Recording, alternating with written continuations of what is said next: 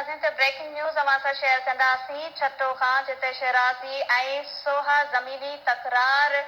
जेको आहे उहो वधीक तेज़ थी वियो आहे। 18 ॼणनि ख़िलाफ़ केस दाख़िल कयो वियो आहे। अहम ख़बर अवां ताईं पहुचायूं पिया छटो खां जिते शराज़ी ऐं सोहा ज़मीनी तकरार में वधीक तेज़ी अची वई आहे तॾहिं त 18 ॼणनि ख़िलाफ़ केस बि दाख़िल कयो वियो आहे। अहम ख़बर अवां ताईं पहुचायूं पिया छटो खां जिते शराज़ी ऐं सोहा ज़मीनी तकरार में वधीक तेज़ी अची वई आहे। शख़्स शराज़ी समेत 18 ॼणनि ख़िलाफ़ केस दाख़िल कयो वियो आहे। तफ़सील मालूम कंदासीं। असां सलाइन ते मौजूद आहे छटो खां KTN न्यूज़ जो रिपोर्टर महबूब बिरोही। जी महबूब, वधीक कहिड़ा तफ़सील आहिनि? जी रोशनी जावल जे लद्दाखो में छठे जे शिराज़ी बिरादरान ऐं सोहा बिरादरी विच में हलंदड़ जेका चिकताण आहे उहा तेज़ थी वई आहे ऐं उन सिलसिले में ॿिन्ही धुरनि जे पारां हिक ॿिए जे ख़िलाफ़ जेके एहतिजाजनि जो सिलसिलो जेको कुझु ॾींहं अॻु में शुरू थियो उहो हाणे केसनि जे सूरत में तब्दील थी वियो आहे ऐं MP हीर सूर चाचो ऐं सिंध बार काउंसिल जो जेको वकील सीनियर वकील आहे एडवोकेट गुलाम रसूल सूहो उन दरख़्वास्त दाख़िल कराई हुई छठे जी अदालत में एडिशनल डिस्ट्रिक्ट सेशन जी अदालत में शफ़क़त शिराज़ी उनजी जेका उन सां तालुक रखंदड़ कापाई बिरादरी जा 7 नामिनेट माण्हू आहिनि उन्हनि जे ख़िलाफ़ केस दाख़िल करण लाइ उनजो ऑर्डर बाज़ाब्ता तौर ते छठे जी अदालत पारां जारी कयो वियो जंहिंखां पोइ इजाज़त थाने ते अहिड़ो केस दाख़िल करायो वियो आहे जंहिंमें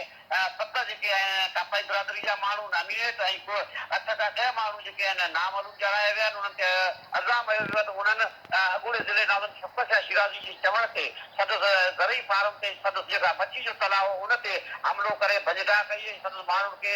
तशदुद जो निशानो बणाए अहिड़ो केस इजाज़त थाने ते दाख़िल करायो वियो आहे जंहिंखां पोइ उन सां गॾोगॾु अॼु जेके शिराज़ी जा हामी जेके माण्हू आहिनि कापाई बिरादरी जा उन्हनि जी दरख़्वास्त गुज़ार अलादीनो कापाई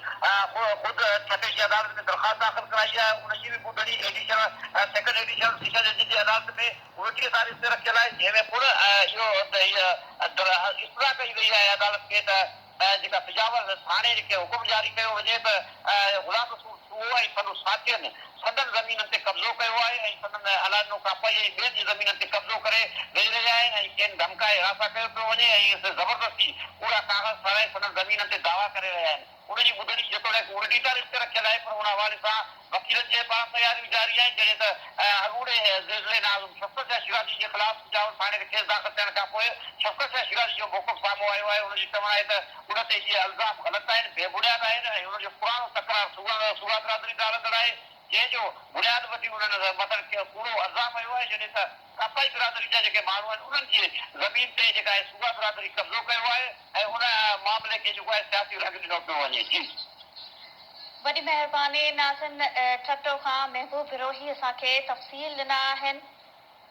छटो में शराज़ी ऐं सोहा ज़मीनी तकरार तेज़ थी वियो आहे। शफ़क़त शराज़ी समेत ॿियनि ख़िलाफ़ केस दाख़िल कयो वियो आहे।